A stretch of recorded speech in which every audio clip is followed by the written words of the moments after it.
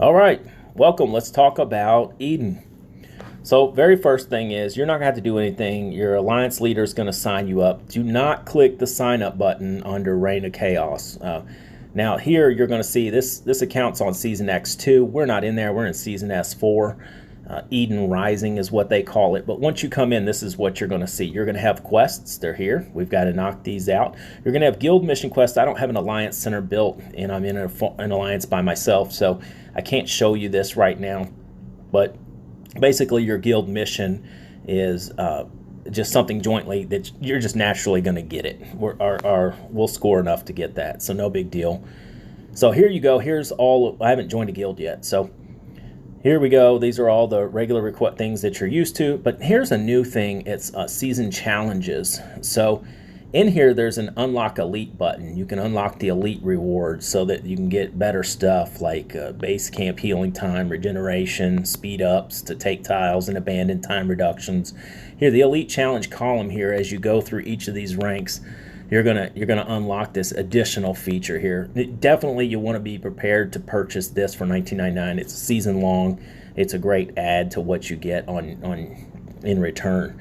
Now, in order to score and earn these, you have to do quests. Your quests are here. Daily, you're going to be expected to capture 5 territories of any kind, do 3 special trainings on a tile, and upgrade the structures one time to one level. That says one times, but then I think it goes into levels, and that's the most important part, to just reach level 10. So when you first start, you just need to do it once to get these couple things, which is going to happen naturally. And then it goes, as you rank up, you're going to go through each of these, and as time passes, you're going to have a countdown. More are going to become available as you go up until the end of the event, when you'll get the last of them, which are probably like level 14 tile type stuff. I don't think it goes to 16, but it might. I can't remember. And then you got your privileges. Each day you got to come in here and you got to collect these rewards. They're just extra little things. It's like you've earned some points. They're building up in a bank. If you don't clear them, you lose them. Really annoying button, but it's there. So make sure you know about that button. I skipped it many times in my first season and lost out on a little bit of stuff that I could have got to help me with my progression. So here we go. Here we have it. Oh, if you reach level 50 at the end, you get this cool Moonlight Griffin Legion skin for Chaos and Resistance to help you take tiles in the future. And so you can use those on the Eden map anytime that you want. Super cool stuff. So let's, we've seen that. Let's launch into the map now. So we'll go into our ROC. Oh, well, we don't have a guild or faction info. Let's just go in and confirm. Here we go. We're going to drop into the map here. Completely different map. Now, my stamina is completely different here too, right? So my stamina here is 100 of 100. When I go back home, my stamina still remains. So I have stamina on this map and I have stamina on my old map. I come in here and immediately, here I am, I've random spawned into some spot next to a bunch of people I don't know. This is going to happen to you. It looks like everybody sent their farms here just for the heck of it. I don't know why. And they're doing some tiling, but farms are completely irrelevant now. You start seeing people from other states like 177. These people, if it's like this and it's transparent, these people aren't home. That's important because if you attack this person, they're not online. They lose no troops, but you can still capture them.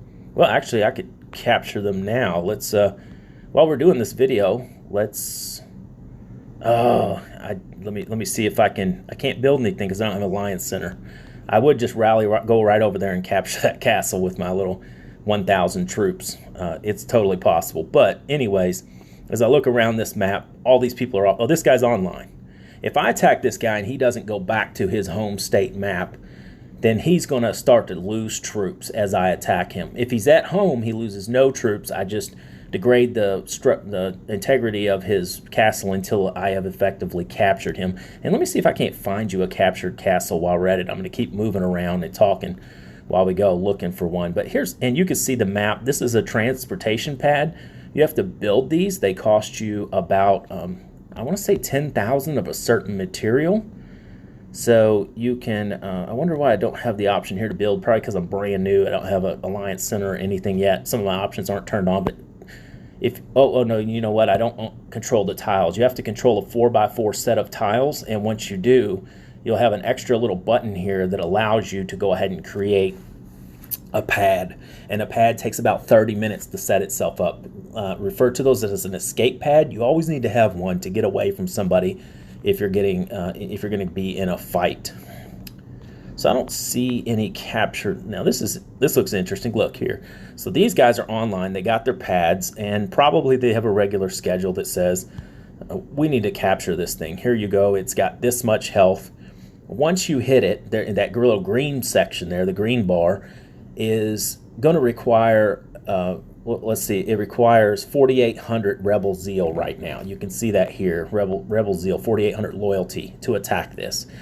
Once the Green Guardian is killed, the loyalty will drop to probably like 3,600 or something, and everybody who hasn't gotten to the 4,800 mark will now be able to join in attacking without taking poison on this building.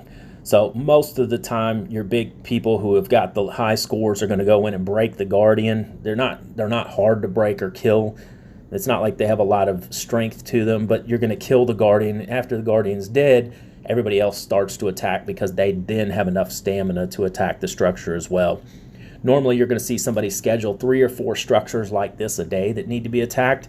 You'll see it has a lot of demolition power, so that's why we need T9 footmen to maximize our demo power in order to take this structure.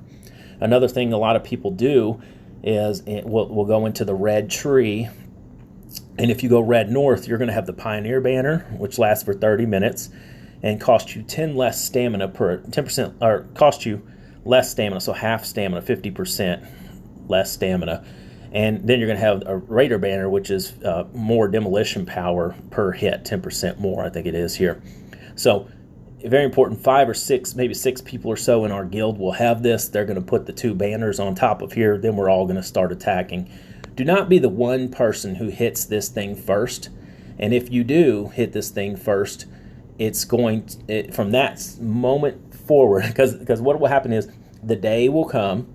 We're going to have scheduled events. You're going to be sitting here waiting for your timer to start. But if you go and attack it, say, like 1 minute after the day starts and hit it just one time, that structure now has a timer, and within 1 hour, no one else will be able to attack it again. You basically just killed it. If we don't all sit there and capture it, then you've ruined it. No one else can capture it for that day. You started the timer, and now we can't get into it, which is a big serious problem. So don't start the attack until the scheduled time that the Alliance has. Normally what you're going to do is come over here, build 4x4 pads. You're going to put down your pad here for teleportation, and you're going to move around throughout the day. You're going to come here when it's your scheduled time and attack this castle until you capture it. One person's going to have to take the corner. These are important too. I'm going to show you these corners because I see a lot of new people attacking the corner tiles. This might take like 3 hits, and then it has 3,000. We only need to take 1 corner in order to be able to attack the center. So one person's going to come and take that corner. When the attack begins, do not attack the outside squares here. Those are not the building themselves. Those are useless tiles that we only need one touching the center. The center is what we have to hit. So make sure you're attacking the center and not the outside of the structure. This structure is a, let's look at rewards, right? Most of the rewards that you get are going to be first occupation rewards. If somebody takes it and then we take it, we get no reward for that. It's only the first occupation that gives you reward. For the top 10 damage doers that have the most demolition power and hit it the most amount of times, they're going to get 10,000, 20 times 10,000 honor points and some honor coins. If you're in the rankings 11 through 200, which is going to be everybody else, you're going to get this. And if you just didn't do anything, you're still going to get 2,000 honor points for just being in the guild. The rankings here, you can see this guy did the most damage at 64.72 demolition, and compared to the rest, if you look at the top 10s, they start to go down from there. So this is why it's important that you have your demolition rating up high and that you can start hitting as early as possible if you want to maximize your honor points. But it's not like it's a deal-breaking big difference here. 14 times 10,000 honor points is really not a lot. But it's mostly important that you just please have, well, let's look at also there's some bonus effects. While they're in the area, You get an occupation value of 15. You get a chaos production value of plus 20 and production plus 5%. That is while you're sitting inside this little bitty white lines here. So it just makes it like if I own it, it's a little easier to defend it if for whatever happens inside these white lines. I can defend a little bit easier. That's not really ever come into play in a battle. That would be a pretty heated battle if you got to this point. Usually, if somebody's trying to take a structure, you've killed all of their castles before they even got there. So that usually happens. I don't see a captured castle yet, so I'm going to keep looking as we go. You'll see this just mix of tiles just everywhere. In fact, let me zoom out and look how big this map is. This is the first time you're going to see this.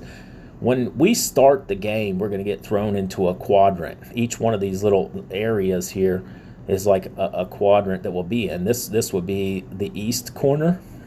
This would be, oh gosh, I don't even know what to call these. There's usually an east, southeast, southwest, and a whole lot more. There's lots of different areas, and then they're going to categorize you of which category you're in.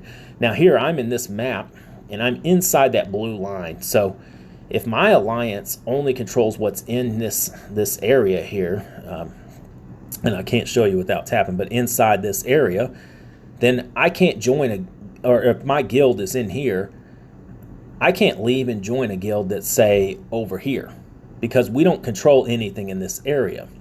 So because we don't live in this area, inside of these gates, let's look at these gates. We haven't attacked and captured one of these gates. Once we do and we enter a new sector, now we're able to recruit people that live in that new sector. So does that make sense? So if we cross over this, I don't know, it looks like a river. If we cross over this, let's go down to, it's a mountain wall. But if we cross over this mountain wall and come in here, now we can recruit the players that live here, and we can go and grab them. So that'd be pretty cool. Actually, let me just look at here, and let's look at the war and see where has everybody been doing war, because that should find us a castle that's been attacked. Let's see, farms are attacking. Here's somebody attacking. This guy got attacked, maybe. This is a very quiet map.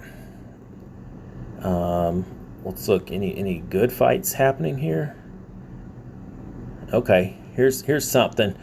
There's some color coding here, and your color coding can kind of be controlled.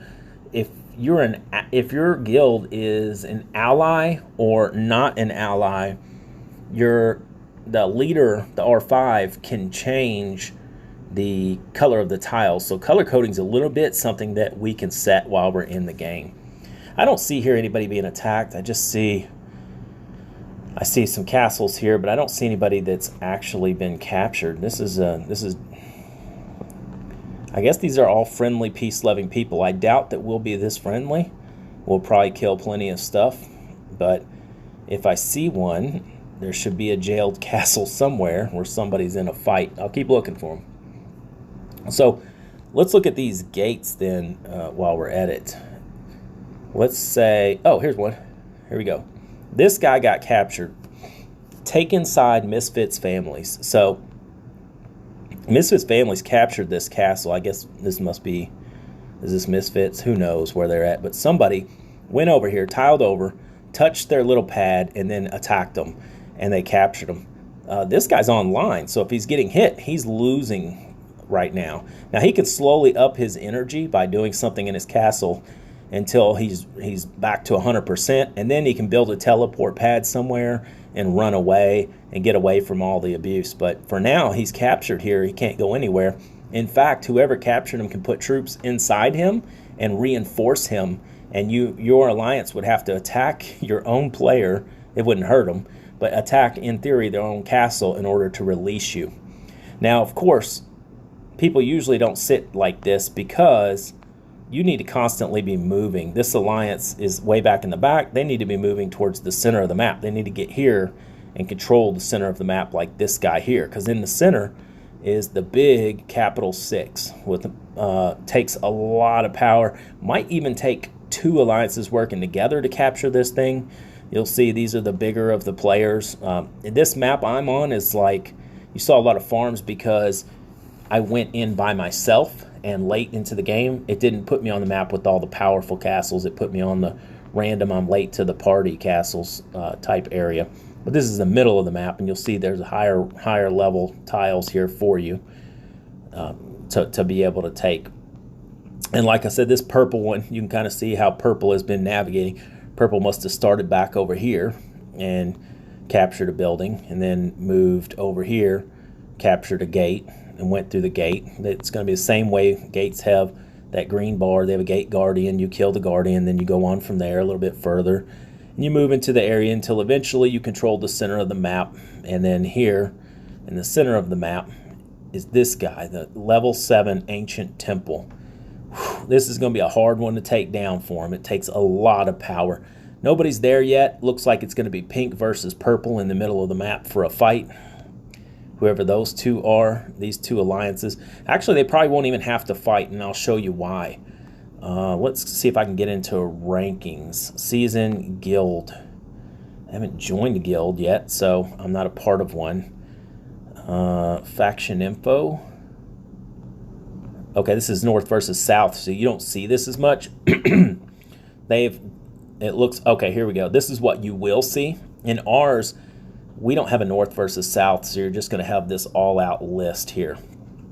And you see South Sector 4, South Sector 1, 3, and 2. Those are the sectors I was talking about. But essentially, what we'll have is you have to have a guild occupation value of 2,000 or greater for rewards, I think it is. In ours, you're only going to get like 15 for a capital, 10 for a gate. So we got to capture a lot of gates and capitals to get to 2,000.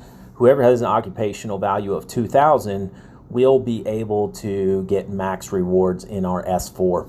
Here, these guys have 1,003. They're about halfway of what they would need for the entire season to get that reward. There's room for 2 alliances to get 2,000 or more, and a third alliance to get 1,500 or more and take the second tier prize in our bracket. And then from there, you're going to have everybody else getting probably below the 150, which means they'll get the tier 3, which is the lowest of the rewards, but they still get rewards, so it's not a big deal. So with that said, I'm going to go back out to development rewards. So these are the rewards that you can get. You've got personal achievement, and you've got guild development rewards. You have got to be guild level over 40, and I think it's personal level. You have to get 10,000 or 15,000 achievement points personally to get there. So individual effort really matters, and then you'll be able to get like a recruitment ticket and get like an X2 legendary or something. But your guild is going to get you more than that. So it really just depends. I think right now we're seeing the bad rewards because I'm in the bottom of the bracket. Seasonal rewards. Oh, here we go. Seasonal rewards are going to be the defeat rewards, or as if you lose. You still get a lot of cards here. This is not a bad deal. I mean, I wouldn't cry much about it. This is a pretty good deal. Oh, okay. So of the 200, they have to give 90 people get the bottom of the barrel stuff, and that's if you're rank 1, huh? Well, the winner is going to get this stuff. And then the faction reward is if your faction, North versus South, wins. So North versus South, you're going to get, if you're in the North and you win, you're going to get this reward. If you're in the South, you'll get this. I don't know why I'm even telling you this. This is North versus South. We're not in this. We're in Eden Rising. So let me go back out here. Hopefully this sums it all up. Let me just take a look around one more time. Everything else is going to be exactly as you would expect. Nothing changes there. When the event starts, you're going to go out and capture. How did I capture these? I didn't even send a troop out. How in the world do I own these? Oh, I'm sitting on them. So I have these 4 here. Did somebody attack me already? I don't even know. Am I being attacked? How is my power so low? I wonder if I wasn't attacked. I don't know. You have a shield when you first come in. Shielding. I don't see the option here yet, but you will. When you come in, there will be town buffs. And the way you do a casual shield is here. you can use the castle shield. Charge time is 1 hour, and then it will protect you for 8 hours. And then there's a cooldown for 8 hours. And I have to hit enable protection to get it started. Now my shield is charging. In 1 hour, I will have a shield. Now I still have my noob shield that's on now, but I can't go into my here and turn a shield on. I can't go in here and turn these shields on. They don't work on this map. In fact, if I go back to my map where I placed my castle in 167, right now it is shielded and invisible. You can't attack it either. So during KE, you can just go into your Eden map for free and hide all weekend if you don't want to get attacked, and you're safe. Unless you get attacked in your Eden map, and then you're not safe. So kind of up to you. You'll decide later what's best for you, but that will that's your castle shield. That's how you place your castle shield on your castle. You won't use it very often. Most of the time, you're going to build an escape pad. You're going to take it like wherever I'm at now. I'm going to go build it like way over here. We'll probably have tiles all over the map because people are going to start in different areas, and then I would just go over and like occupy a tile back here where one of my teammates is. In fact, the really cool trick is in the very back corner of the map. Excuse me. It's going to make me a liar. Is there should be a big patch of tiles somewhere back here with high levels on them. You can almost just sit in the back of the map and take tiles. I mean, you'll see like there's 15s and stuff back here. Even though we're in low level ground, there's a mix everywhere. And the map is so huge, you could just sit around and take tiles anywhere.